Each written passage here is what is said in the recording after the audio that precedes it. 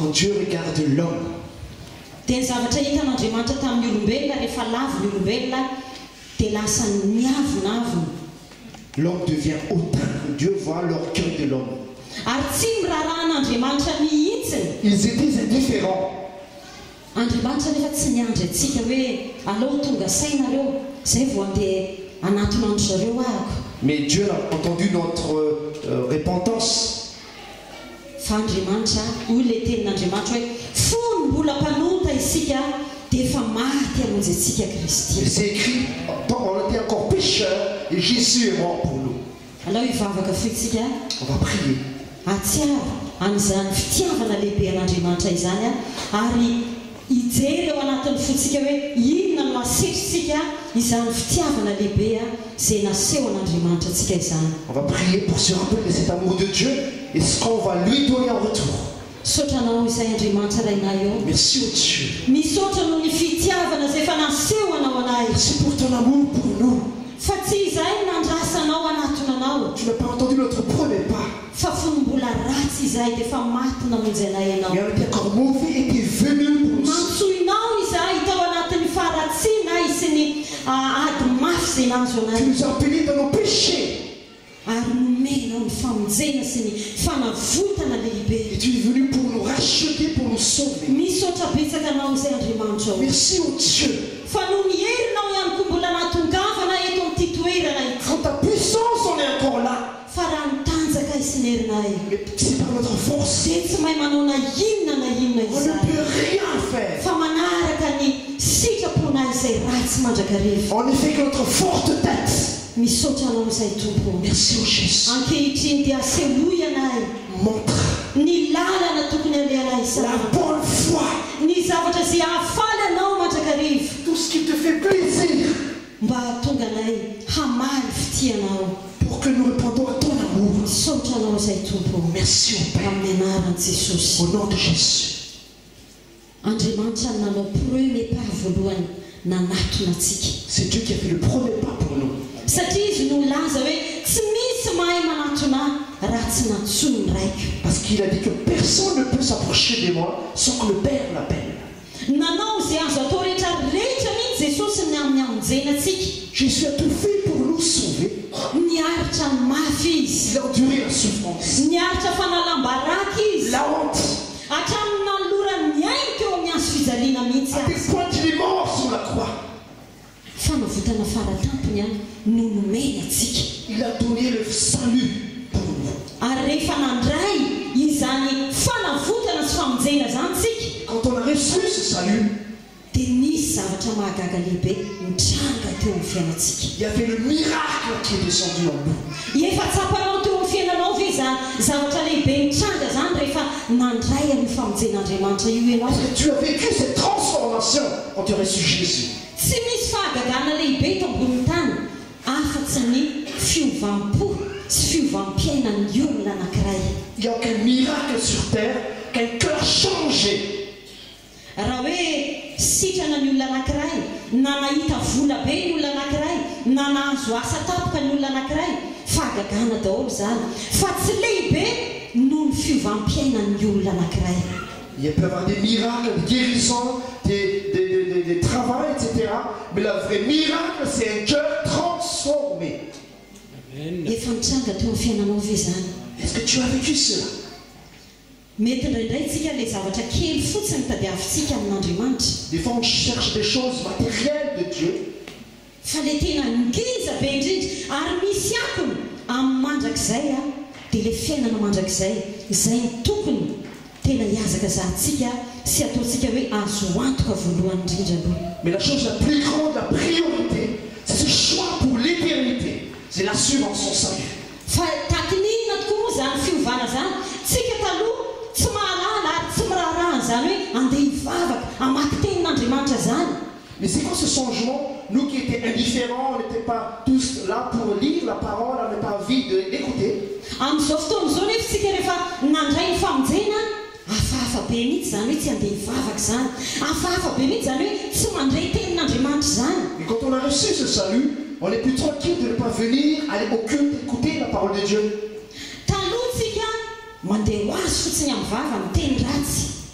Avant, mais notre nature nous amène à insulter, à vociférer.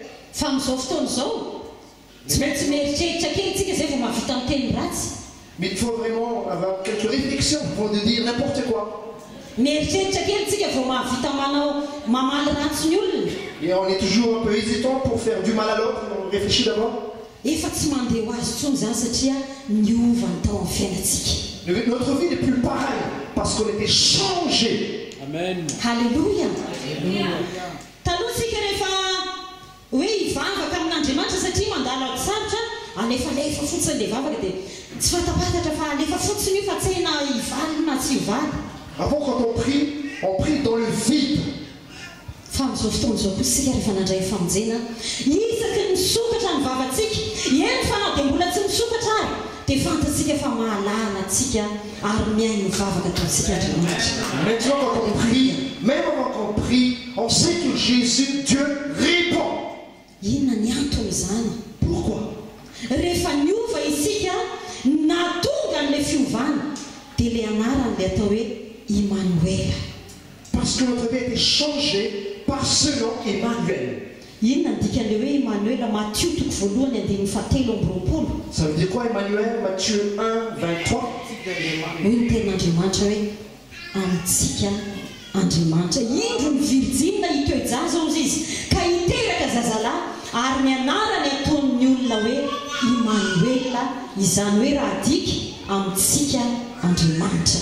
Le Vierge enfantera par le Saint-Esprit et s'appellera Emmanuel. Dieu est avec nous. Zany ny atao hoe fiovampiainana sy fahagagana lehibe Andriamanitra lasa ao anatin'ny fotsika. C'est ça le vrai miracle. Dieu en nous. Fitahina sy tombontson-gezabe zany. C'est une grande bénédiction. Fantatrao ve fa tsy ny olona rehetra no afaka manana an'izany fitahina sy tombontsoa lehibe zany. Est-ce que tu sais, c'est pas pour n'importe qui cette bénédiction? Inona ary mahavalitsika n'Andriamanitra? Qu'est-ce qu'on va lui donner en retour, Dieu? Efa mihira isika mankalaza n'Andriamanitra misaotra n'Andriamanitra isanandro tsika efa tsara zany raha mbola tsy nataonao hatrizay. On chante, on glorifie Dieu de tout notre cœur, c'est bien. Fa zao mila isika mizara ilay fahasoavana sy famonjena zay efa mitondra fanavaozana lehibe teo amin'ny fiainantsika. Mais nous aussi, on est appelés à partager ce salut qui nous a changés. Misy tenin'Andriamanitra zay hoe mampifaly an'io Andriamanitra io mihitsiny a ny manita mpanonta anankiray olona ratsy zay mibebaka miverina amin'Andriamanitra fifaliana ao an'Andriamanitra zany. Une grande joie pour Dieu de voir quelqu'un qui se répand de ses péchés et qui est sauvé. Ary mino hoe raha mideran'Andriamanitra isika mankasitraka an'Andriamanitra isika dia faly tokoa izy. Oui, Dieu est heureux de nous entendre chanter, le glorifier, l'honorer. Fa mino hoe anisany mbola ambony indrindra ary zavatra lehibe indrindra amin'Andriamanitra dia ny atonga ny famonjeny atratra ny olona rehetra. Là où vraiment qui touche le cœur de Dieu, qui lui fait vraiment jouir dans le ciel et jouir, c'est de voir les âmes sauvées. Satria izany indrindra nandrany an'i Jesosy Kristy tety ambony tany hitady sy hamonjy ny very. Parce qu'il a envoyé Jésus pour chercher ceux qui sont perdus.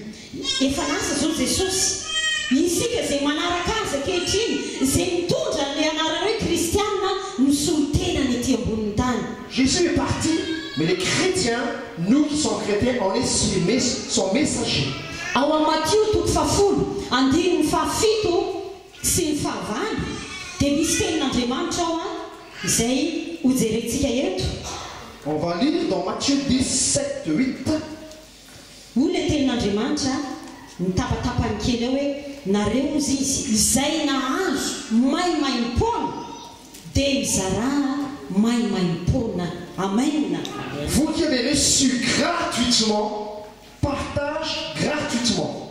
Ao amin'ny jaona ihany koa toko fadimy amby folo andininy fahenina amby folo. Dans Jean 15, 16, misy tenin'Andriamanitra hoe tsy anareo no mifidy ahy fa izaho no mifidy anareo izy Jesosy ka naniraka anareo mba handeha sy hamoa ary hareta ny vokatrareo.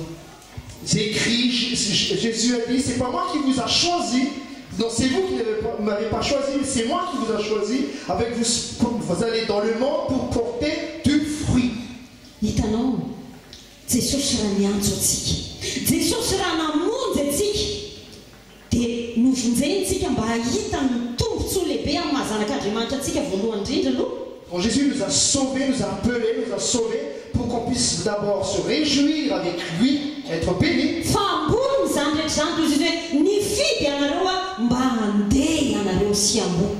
Mais plus que ça, il a dit, je vous ai choisi afin que vous soyez mes témoins et que vraiment portez de fruits éternels. Ny tena tanjon'Andriamanitra amin'ny kristiana tsirairay avy zany dia tsy hoe novonjena mba hipetraka sy hoe hifaly amin'ny fitanin'Andriamanitra be dia be zao mena antsika fa novidiny mba handeha isika. La mission principale, l'objectif de Dieu, non pas simplement de nous bénir, de nous sauver, mais qu'on soit des vrais messagers. Ary anisan'ny fampianarana ngeza be nataon'i Jesosy fon'izy tetỳ ambony tany izay fantatry ny kristianina rehetrarehetra hoe iraka lehibe dia ilay voalaza ao amin'ny Matthieu 28 18 katramin'ny 20. Et la grande mission, le grand enseignement de Jésus dans Matthieu, nous parlons de cela. La iraka lehibe. Une grande mission. Tena hoe iraka lehibe izay apetrany amin'ny kristianina tsirairay avy io izaho sy ianao ao anatin'izany. Et cette mission, c'est qu'on soit des vrais envoyés. Ho an'izay tena mpanaradian'i Jesosy tokoa ilay tena atao hoe kristianina manaiky hoe mpianatra Kristy dia mipetraka ao amin'izay iraka lehibe izay. Cet appel concernant à être messager, c'est pour les vrais disciples de Jésus. Maro mantsy ny olona fony Jesosy tetỳ ambony tany betsaka ny olona nanaraka an'i Jesosy tetỳ ambony tany. Il y avait beaucoup de gens qui ont suivi Jésus sur terre. Fa samy isan-karazany daholo ny antony anarahany olona an'i Jesosy. Mais chacun suivait Jésus dans leur propre intérêt. Misy ny olona zao raha fantatritsika ilay tantara anankiray rehefa avy nampitombo ny mofodimy sy hazan-drano roa Jesosy ka nahavoky olona mihoatra ny 10,000. On a vu Jésus quand il a fait le miracle en donnant à manger 5000 personnes avec 5 pains et 3 poissons. Dia tamin'izany mbola mihoatra 12 sy biby raha ny ambiny zany mofo zarana izany. Il y a encore des restes de 12 paniers. Voky be daholo ny olona sady nandray ny tenin'Andriamanitra. Les gens étaient rassasiés tout en buvant la parole de Dieu. Dia ny fotoana fohy taorianan'izay mitady ny olona indray mitady an'i Jesosy indray ireo vahoaka reo. Alors ces gens-là ont continué à chercher Jésus. Ary tadio fa Jesosy mahafantatra ny ao am-pon'ny olona. Jésus connaît le cœur de l'homme. Dia tonga ny olona dia niteny azy hoe raby fa ovily ianao tonga teto izay tady anao foana hatrany atraiza. Alors les gens disaient, mais Jésus, là, maître, ça fait combien de temps que tu es là? Tout le monde te cherchait. Dia ozy izy Jesosy hoe fantatro ny tadiavanareo anay e. Alors Jésus a dit, je sais pourquoi vous êtes là. Fantatro ny tadiavanareo satria nareo le nomeko nofo mihinana ka voky. Vous êtes là parce que vous cherchez le pain de votre chair. Indraindray ohatra zany anarahantsika an'Andriamanitra fotsiny. Nous aussi on suit Dieu comme ça des fois. Tahaka le boka folonay ihany koa. Comme les 10 lépreux aussi. Nitady fanasitranana tamin'i Jesosy izy ireo dia sitrana tokoa. Ils cherchaient la guérison et ils ont eu leur guérison. Fa firy tamin'izy ireo fotsiny no nandeha nanaraka amin'i Jesosy amin'izay rehefa avy sitrana. Mais combien celui qui a suivi Jésus après sa guérison? Firy nanaraka an'izy ireo misy malala ve tsika? Combien? Ray fotsiny nanaraka tamin'ilay folo. 1 sur 10. Ny antony anarahany olona an'Andriamanitra koa indraindray tady fanasitranana fotsiny izy. Les gens aussi cherchent Jésus pour leur guérison physique. Andriamanitra nefa mahalala ny ao anatin'ny fotsika Jean 23-24. Dans Jean 2, 23, 24, parle bien que Dieu connaît notre cœur. Ahitantsika mihitsy hoe misy olona izay manaraka an'i Jesosy. Dia Jesosy efa mahalala mihitsy hoe ny ao am-ponitsy fantatro, ny ao am-pon'ny olona ry fantatro, ny ao am-pon'ny reto fantatro daholo. Jésus connaît le cœur de chacun, ton cœur qui m'écoute là, maintenant nous écoute aussi. Fa zao ankehitriny dia mbola misy amin'ny olona tahaka izany ao anatren'Andriamanitra. Malheureusement, maintenant il y a encore des chants avec cet état d'esprit. Noho ny Ensuite, Dieu des fois pour sa bénédiction. Aroa misy tenin'Andriamanitra zay hoe raha ny aty an-tany ihany no anatenantsika ny Kristy dia mahantra indrindra mihoatra noho ny olona rehetra isika.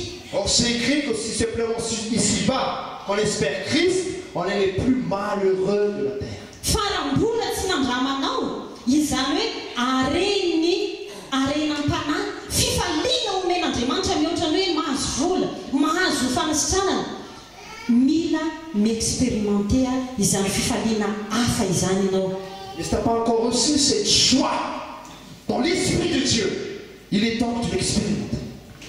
Andriamanitra mantsy mitady olona zay anaraka azy any amin'ny lalana rehetra zay tiany hitondrana ny olona hitady sy hamonjy mivery. Parce que Dieu cherche une âme qui est prête à tout avec lui pour chercher les perdus.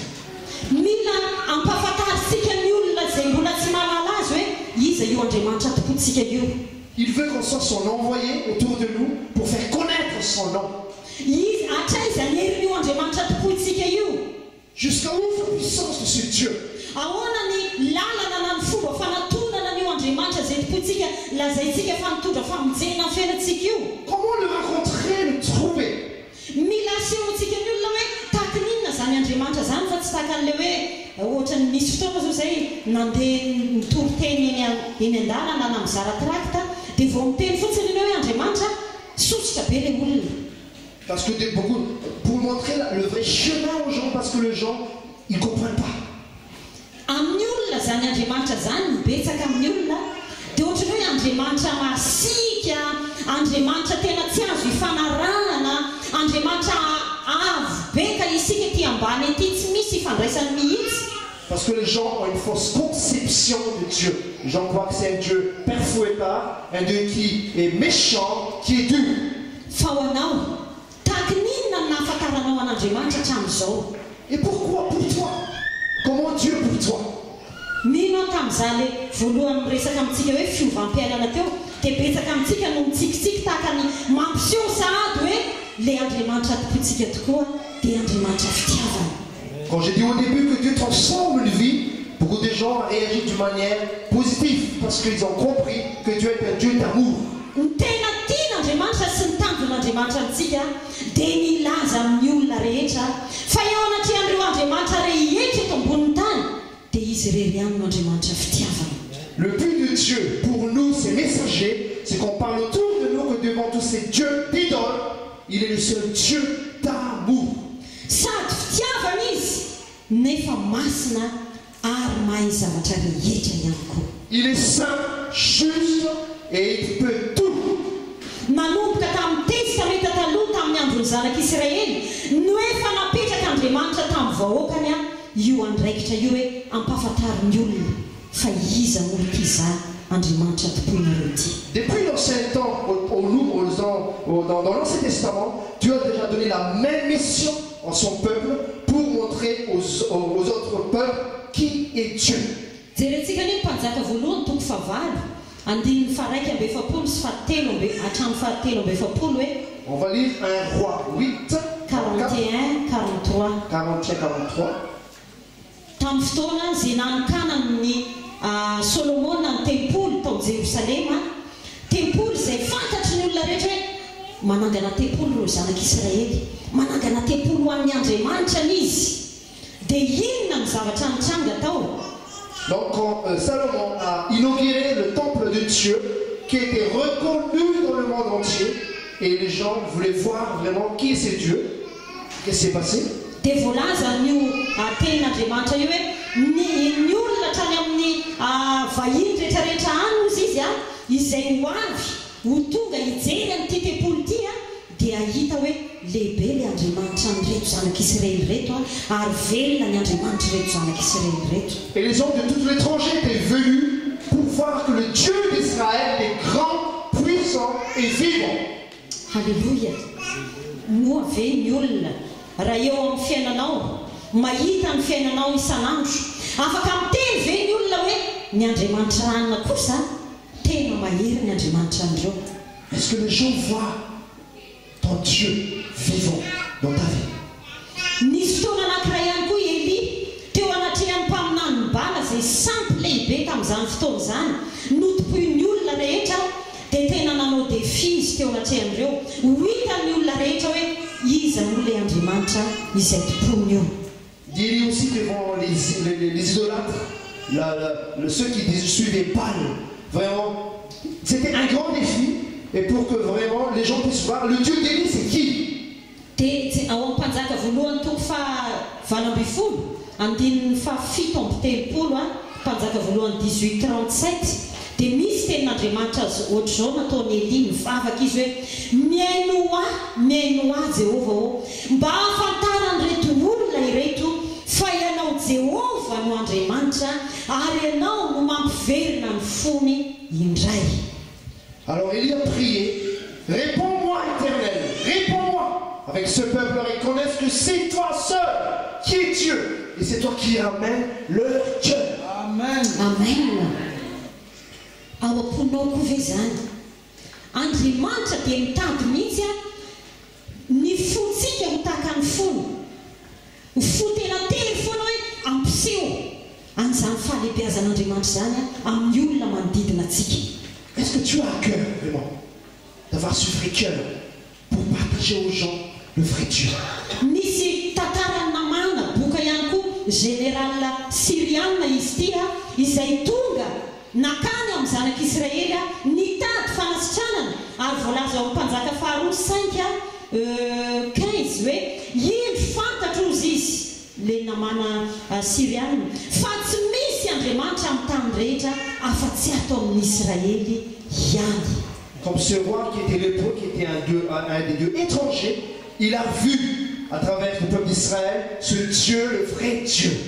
Ary raha mijery tsika ao bokin'i Ezekiel indimy amby telopolo miverina foana ny teny hoe nataony Jehova hoe ary mba ho fantatry ny olona rehetra fa izao rery ihany no Andriamanitra indimy amby dimapolo. Et c'est écrit dans Ézéchiel 35 fois. 55 fois. Que vraiment, que Dieu veut que le peuple sache qui il est. Isika zany dia ao fantatsika fa nataon'Andriamanitra hampafantatra azy amin'ny olombelona rehetra isika matoy no fidiny ianao. Amen. Alors qu'on sache que Dieu te demande, que Dieu t'a élu pour être son vrai messager. Matoy izy niteny tamin'ilay tenin'Andriamanitra hitantsika hoe zany no mifidy ianareo mba handeha dia mahavita mandeha zany ianao matoy no fidiny. S'il a dit dans sa parole, c'est moi qui t'a choisi afin que tu portes ma parole, alors on peut le faire. Ary tsy hoe mandeha fotsiny ihany fa rehefa handeha ianao dia hita vokatra amin'izany fampahafantarana n'Andriamanitra amin'ny olo izany. On ne veut pas dans le vide, mais il y a un fruit. Satria Jesosy no efa nilaza hoe hidro aho momba anareo mandrakariva mandra-pahatonga ny fahataperan'izao tontolo izao. Jésus a dit, je serai avec vous jusqu'à la fin du monde.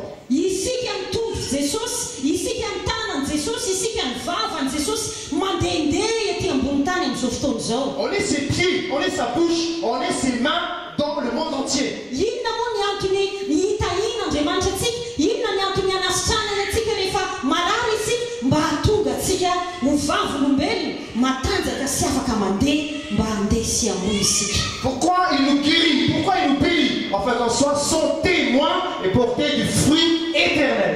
Mbola jerentsika ihany koa Korinthiana faharoa toko faharoa andininy faha-efatra amby folo sy fahadimy amby folo. On va dire aussi dans Corinthiens 2.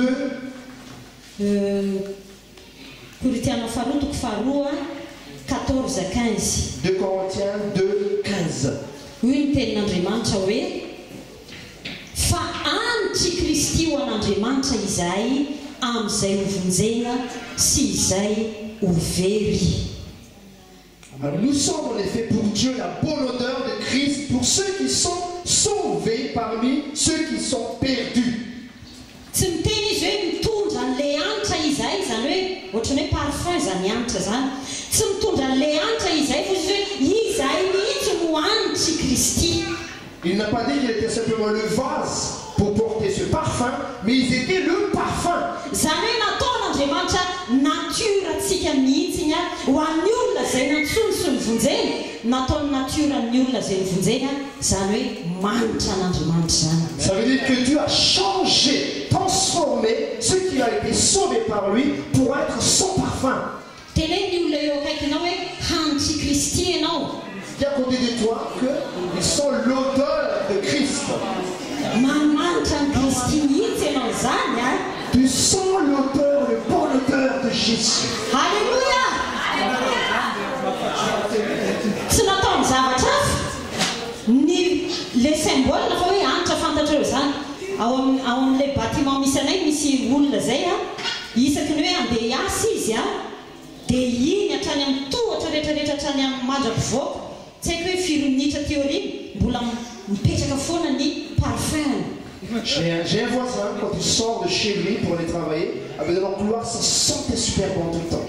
Hitanao zany noariny Jesosy tahaka an'izany isika izay nantsony. Jésus nous a comparés comme cela, sans odeur. Zany hoe tsy miafinafina mihitsika fa ny olona raha vao mandeha vao sokatra ny vavantsika vao mandeha fotsiny famindratsika sy ny fitenitsika rehetra dia ahitany olona hoe tena misy an'i Jesosy ty olona ty zany afy ty zany. Ça veut dire que les gens, dès qu'ils nous voient Jésus, ils nous voient sa réaction, son comportement. Ambassadeur Jesosy isika. On devient son ambassadeur. Ambassadeur zany tsy hoe rehefa ho mpandrina izy dia tsy ambassadeur na rehefa any amin'ny supermarché izy dia tsy ambassadeur fa rehefa nomena indray mandeha hoe ambassadeur izy mandra-piala ny contrat iny ambassadeur foana izy naiza misy azy. Quand quelqu'un est un ambassadeur, cette fonction d'ambassadeur, il est toujours qu'il dort, qu'il veille, qu'il est n'importe où jusqu'à qu'on lui ôte cette fonction. Ao amin'ny épistile koa dia hoy Paul hoe isika dia ambassadeur ny Jesosy. C'est écrit aussi dans l'épître de Paul qu'on est son ambassadeur de Jésus. Tsy eto am-piangonana lahady any ianao no ambassadeur. Pas simplement le dimanche. Fa na iza misy ianao ambassadeur ny Jesosy foana ianao. Mais n'importe où tu es son ambassadeur. Ambassadeur manimanitra ny Jesosy. Alléluia. Qui sent l'odeur de Jésus, la bonne odeur. Hoy ilay tenin'Andriamanitra hoe ho vonona amin'ny asa tsara rehetra. La parole dit qu'ils soient prêts pour toute bonne œuvre. Tsy hoe rehefa misy événement ihany ataontsika tahaka an'izao hoe amin'ny 23 tsika dia manana inona moa gospel ho ataontsika ho an'ny olona anasana ny olona. Donc ce n'est pas simplement des événements exceptionnels comme le 23 février, il y a un gospel dans l'église, dans notre église. Tsy hoe koa hoe mahafinaritra ty fiangonana ty tsika ty ato ny fotsika dia hoe andeontsika hitona olona mba ho bebe tsika ato am-piangonana ato tsy izay fotsiny. C'est pas simplement parce qu'on se plaît dans l'église, donc on va dire viens avec nous parce que c'est super, il y a une bonne ambiance, c'est cool dans l'église. Tsara daholo zany ary hitako hoe mahafinaritra fa mihoatra noho izany. C'est bien tout ça, bien sûr, mais encore plus que ça. Miandry antsika Andriamanitra, miandry anao Andriamanitra, miandry anao Andriamanitra mba hitondra ny anarany amin'ny olona izay tsy mahalala azy tsika. Jésus nous attend pour apporter son nom à ces gens qui sont ignares. Eritrereto hoe firy ny olona eto Paris eto ary firy amin'ny olona eto Paris eto mahalala an'Andriamanitra. Combien de gens à Paris qui connaissent vraiment Jésus? Ny olona mahalala fotsiny fa fahafantaran'Andriamanitra ary mbola déformé araka an'ilay teniko teo. Certes, il y en a qui comprennent Jésus, qui connaissent Jésus, mais complètement à côté, déformés. Isika mila mitarika azy ireny hoe tia ny lalana zany efa nisy ohatr'izao ny fiainako zao dia nanao an'izao dia niova ny fiainako lasa sambatra ankehitriny. C'est à nous de leur montrer ce chemin qui nous a changé, qui nous a montré la vérité, qui nous a montré cette assurance de la joie éternelle. Mety ianao miteny hoe za mbola tsy mahay mitoroteny tsy haiko mihitsy zay ho teneniko voalohany fa rehefa tafiresaka tsara amin'ny olona ianao dia tantaro fotsiny arakaraka n'izay resaka reo teo ny zavatra izay nataon'Andriamanitra teo amin'ny fiainanao. Peut-être tu ne sais pas faire des messages, des prédications, mais le vrai message, c'est ta vie changée, transformée par Jésus. Hoy Jesosy eo amin'ny Jean 20:21 tapany faharoa hoe tahaka nandrahandray ahy no andrako anareo koa. C'est écrit, Jésus a dit dans Jean 20:21, je vous ai envoyé comme Dieu mon Père m'a envoyé aussi. Dia milaza koa izy ao amin'ny asan'ny apôstôly toko voalohany 9:9 hoe fahazo hery anareo amin'ny latsahany fanahy masina aminareo a ka ho vavolombeloko manomboka Jérusalem ka hatrany amin'ny farany tany. Dans Acte 1, 8 aussi, c'est écrit, vous allez recevoir une puissance et vous serez mes témoins en Jérusalem, Juda, Jérusalem, Samarie, jusqu'au bout de la terre. Ndraindray tsika tena rehefa misy ny asa fanamasina ao fiangonana na any amin'ny cellule de prière na any amin'ny toerana misy atsika afany faly be mihitsy tena mahery zany raha fotoana mahery zany zao fa tadio nefa fa miantony nametrahan'Andriamanitra nampitsahan'Andriamanitra ny heriny dia mba hahatonga antsika ho vavolombelona zay foana ihany. Certes, des fois, quand on assiste à des réunions, l'Esprit de Dieu est là, dans la cellule, la culte, on est là, on est bouillant, on sent la présence de Dieu. Mais la seule raison de l'Esprit de Dieu, la présence de l'Esprit de Dieu en nous, c'est qu'on soit son témoin. Ary Jesosy rehefa hoe nosoran'Andriamanitra tamin'ny fanasiny heriny dia nosorany mba handeha hanao soa sy hamany mpifatotra rehetra. Quand Dieu a envoyé Jésus de son esprit, c'est pour délivrer ceux qui ont été liés. Ary voalaza atao amin'ny asan'ny apôstôly 28 ihany koa asan'ny apôstôly 20 andiny fa 20 dia io ilay tenin'Andriamanitra hoe taoko ho fantatrareo fa izao famonjen'Andriamanitra izao dia nampitondraina ho any amin'ny jentilisa ary izy hiaino azy. C'est écrit aussi dans Acte 28, c'est écrit que vous sachiez maintenant que ce salut va être partagé aussi aux gentils dans toute la terre. Ahoana zany hoe ampitondraina zany tsy maintsy misy olona mitondry. Comment annoncer? Il faut qu'il y ait des annonceurs. Tsy ho fantatry ny olona mihitsy ny tenin'Andriamanitra amin'ny teny hoe ahoana ny fahalala raha tsy misy mampahafantatra. Comment peut-il savoir si personne ne le fasse connaître? Tsy isika akory ny anova amin'ny fiainan'ny olona. On ne peut pas changer les cœurs. Milaza fotsiny tsika ny zavatra vita n'Andriamanitra, milaza fotsiny tsika ny lalana makany amin'Andriamanitra dia Andriamanitra ny miasa amin'ny olona avy eo. On est que son messager, on est que son témoin de ce qu'il a fait dans notre vie, mais c'est son esprit qui agit dans les cœurs. Isika fotsiny no mivavaka ho an'ny olona dia Andriamanitra manasitrana an'iny olona iny. On est là pour prier et intercéder pour les cœurs, et c'est Dieu qui agit pour l'âme. Tsy misy zavatra sarotra mihitsy ny andrasan'Andriamanitra amintsika. Dieu ne lui demande jamais l'impossible. Fa ny tiany fotsiny dia manao fanapahan-kevitra isika hoe andeha manomboka izao. Ce qu'il cherche, c'est qu'on se décide d'être son envoyé. Na misy programma am-piangonana na tsy misy programma am-piangonana efa natiorantsika mihitsy les ambassadeurs anti Christi.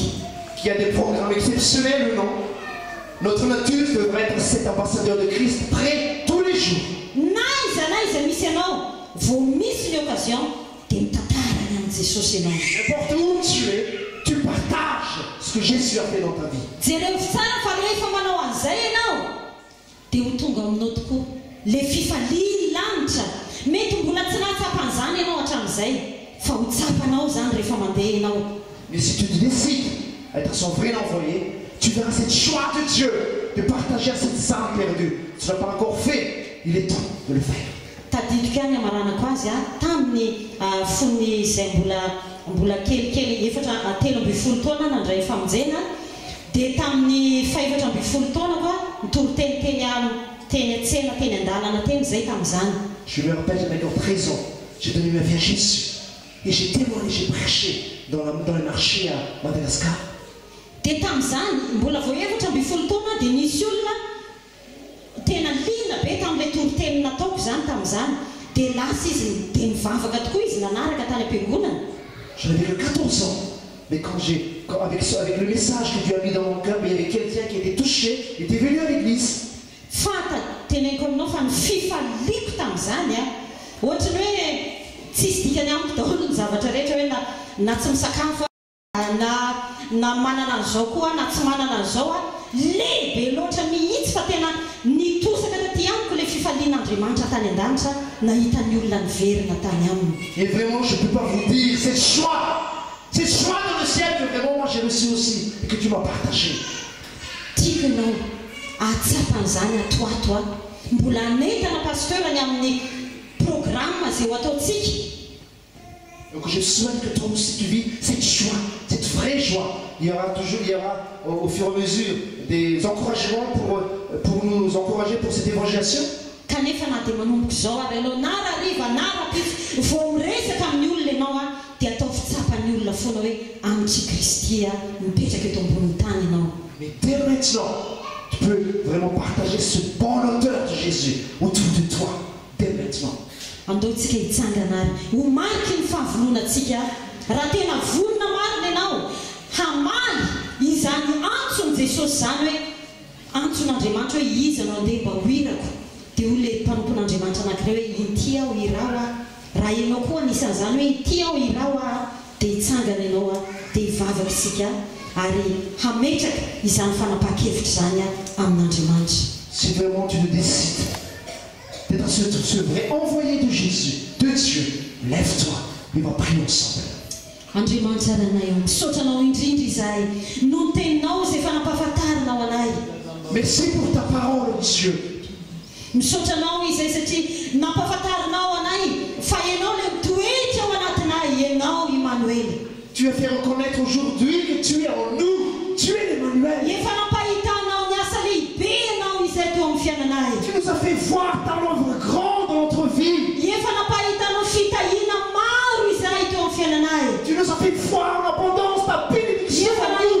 Nampahitanao fanasitranana maro ihany koa izay teo amin'ny fiainanay. On a vu beaucoup de guérisons aussi en nous. Ary ankehitriny ianao Andriamanitra dia mitona anay mba handeha hiainga izahay. Et tu nous appelles maintenant pour être ton envoyé, mon Dieu. Satria izahay misolitenanao ety ambony tany amin'izao fotoana izao Jesosy eo. Parce qu'on est ton ambassadeur sur cette terre. Izahay izay mitondra ny anaranao hoe Kristiana amin'izao fotoana izao. Nous qui nous disons chrétiens. Aoka ny olona hita eo amin'ny fiainanay fa misy anao tokoa izahay. Le jour fort autour de nous, mais tu es là en nous. Ary aoka tena mivavolombelona mandendeha amin'ny olona izahay Jesosy eo. Transforme vraiment ton vrai témoin, Jésus. Ary fantatray fa na oviana izahay mitantara ny mombanao dia ianao mombanay mandrakariva. Et on sait, Seigneur, à chaque fois cette assurance, quand on parle de toi, tu vis avec nous.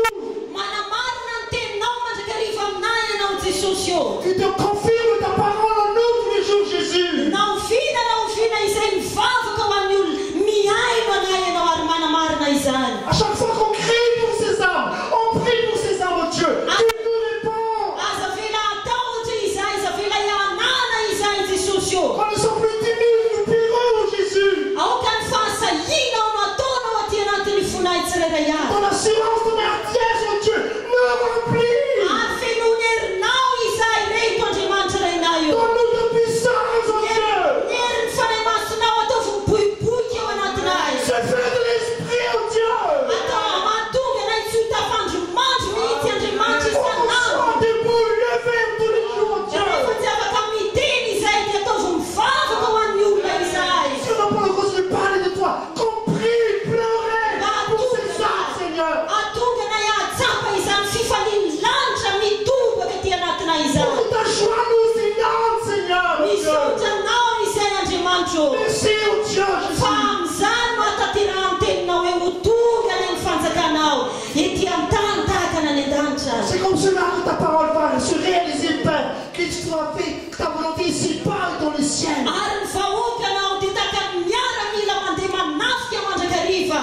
Et que ton peuple soit de vrais soldats attachés. Ianao ny kapitenay Andriamanitra Tu eo. es le chef, le capitaine. Ianao Jesosy no efa nandresy ny ady rehetra izay efa andeha eo alohanay. Parce que tu as déjà tout vaincu, tout obstacle devant nous. Misotranao izahay Andriamanitra Merci, eo. oh Dieu.